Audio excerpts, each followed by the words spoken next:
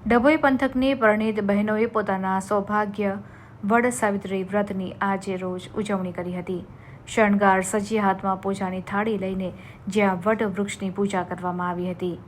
જેમ સત્યવાન સાવિત્રીને વ્રત ફળ્યું તેમ તેઓને પણ ફળે તેવી શ્રદ્ધાપૂર્વક પૂજા કરવામાં આવી હતી। ભારતીય સંસ્કૃતિ ધર્મના પાયા ઉપર આપણી સંસ્કૃતિ રહેલી છે, ત્યારે આપણી સંસ્કૃતિના વેદો પુરાણોના ધાર્મિક પુસ્તકોમાં દર્શાવ્યા પ્રમાણે કઈ કેટલીય સતી પ્રતિવ્રતા મહિલાઓ પોતાના જપ તપ અને વ્રતના પ્રતાપે કઈ કેટલીય સુખ મેળવીને સંસ્કૃતિમાં આગવું સ્થાન પ્રાપ્ત કરેલું છે। તે પૈકીની એક દંતકથા સત્યવાન અને સાવિત્રીની પણ છે। સાવિત્રીની જીવનસાથીની પસંદગીથી માંડી જીવતદાન સુધીની 3 દિવસની સફર સુધીમાં એ પતિની ચિંતામાં ખાતી પીતી ન હતી, જેથી આપોઆપ ઉપવાસ થઈ ગયા। ત્યારથી ભારતીય મહિલાઓ પોતાના સૌભાગ્ય ખાતર 3 દિવસ સુધી ઉપવાસ કરી વૃક્ષોમાં સૌથી વધુ આયુષ્ય ધરાવતા વટ વૃક્ષની પૂજા કરી તેને સૂતરના તાંતણે બંધનથી બાંધી પોતાના પતિનું આયુષ્ય પણ વટ વૃક્ષ જેવું લાંબુ થાય તેવી શ્રદ્ધાપૂર્વકની પૂજા અર્ચના કરી છે। એવી જ દંતકથાને અનુસરીને ડભોઈ પંથકની હજારો મહિલાઓએ પોતાના સૌભાગ્યના દીર્ઘ આયુષ્ય માટે આ વ્રતની આજરોજ દબદબાભેર ઉજવણી કરી હતી। જય શ્રી મહાકાલ, રાધે રાધે, જય શ્રી કૃષ્ણ।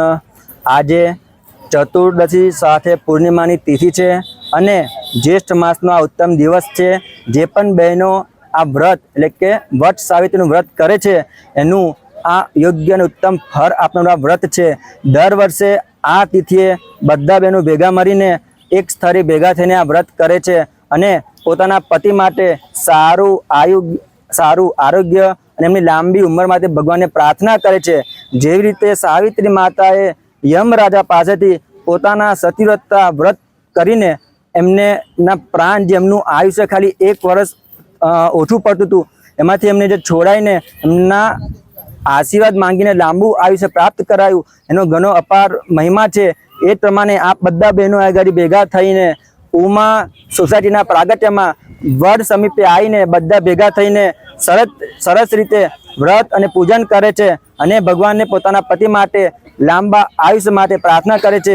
એવું આ વ્રત આજ દિવસનો ઘણો મહિમા છે અને ભગવાનને પ્રાર્થના કરું છું કે જેટલા પણ બહેનો આ વ્રત કરે છે ભગવાન એમની બધાની ઈચ્છા પરિપૂર્ણ કરે અને એમના પતિના આયુષ્ય માટે લાંબા આયુષ્ય માટે નિરોગી આયુષ્ય માટે ભગવાનને પ્રાર્થના કરે અને ભગવાન એમની મનોકામના પૂર્ણ કરે એ જ પ્રાર્થના છે।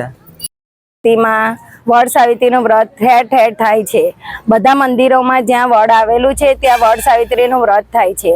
અહીંયા ઉમા સોસાયટીમાં 30 વર્ષ જૂનું આ વડ આવેલું છે। ત્યાં બહેનો પોતાના પતિની લાંબુ આયુષ્ય માટે અહીંયા વડ સાવિત્રીની વ્રતની પૂજા કરવા આવ્યા છે। તે લોકો પોતાના સુહાગનને નિશાની એટલે કે મંગળસૂત્ર, પછી સાડી, બ્લાઉઝ, આખો સુહાગનનો શણગાર લઈને અહીંયા પૂજા કરવા આવ્યા છે અને નાળિયેર ને વસ્ત્રનું દાન કરે છે અને વડ સાવિત્રીનો દોરો લઈને વડ સાવિત્રીને ફેરા ફરે છે, 108 ફેરા ફરે છે અને પોતાના પતિના આયુષ્ય માટે લંબી કામના માટે આ વ્રત કરે છે। વડ સાવિત્રીનું વ્રત કરવાથી વડ સાવિત્રી માતાએ એમના લગ્નના દિવસે એમના પતિનું 1 વર્ષનું આયુષ્ય ઓછું હતું, તો એ આયુષ્યને લાંબુ કરવા માટે સાવિત્રી માતાએ આ વ્રત કર્યું હતું।